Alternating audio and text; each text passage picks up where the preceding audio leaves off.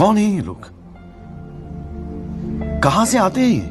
আপনারা এই মহান ধনী লোকটিকে চিনতে পেরেছেন?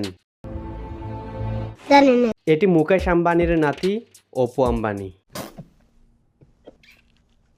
তবে আপনারা এখন যে আম্বানির ছেলে অপুকে দেখতেছেন, সে কিন্তু আগে এত ধনী ছিল না। সে ছিল একজন নাপিত।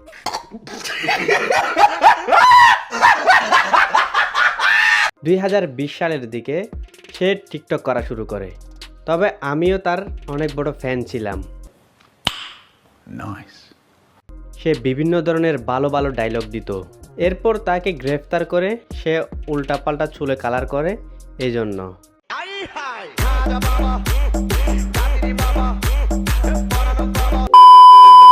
এরপর অনেক কন্ট্রোভার্সি হয়, সে হঠাৎ গায়েব হয়ে যায়। দীর্ঘ 2 মাস পর সে হঠাৎ কামব্যাক দিয়ে দেয় গরুর ওষুধ খেয়ে।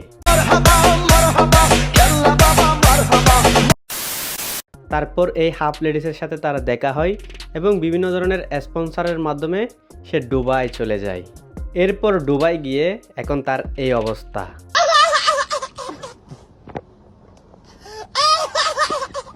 কিন্তু অপু ভাইয়ের কাছে আমার প্রশ্ন, দুবাইতে কি আর কোনো মানুষ নাই? অনেক লাক্সারিয়াসভাবে লাইফ লিড করতেছে, এরকম কি কোনো মানুষ নাই? আসলে এই কথা সত্য, যারা জন্মগতভাবে ধনী তারা কখনোই ফুটানি করে না, কিন্তু যারা হঠাৎ ফকিন্নি থেকে বড় লোক হয়ে যায় তারাই ফুটানি করে। কিছুদিন আগেও পাকিস্তানের এই গাভীকে নিয়ে সে অনেক ভিডিও করে। এখন আবার দুবাইতে 50 বা 100 রিয়ালের মেয়ে ভাড়া করে সে ভিডিও করতেছে। কিন্তু বাংলাদেশের অনেক মানুষ এটা দেখে জ্বলতেছে। তারা বলতেছে 2018 বা 20 সালে টিকটক করলে এখন অপু ভাইয়ের মতো লাইফ পেতাম। আসলে ভাই শুনো, অপু ভাই যে অনেক সুখে আছে এটা কিন্তু না। যেই জায়গায় আসো আমি মনে করি অনেক ভালোই আসো। হয়তো অপু ভাইও তার এই ভুলগুলো একদিন শুধরে যাবে।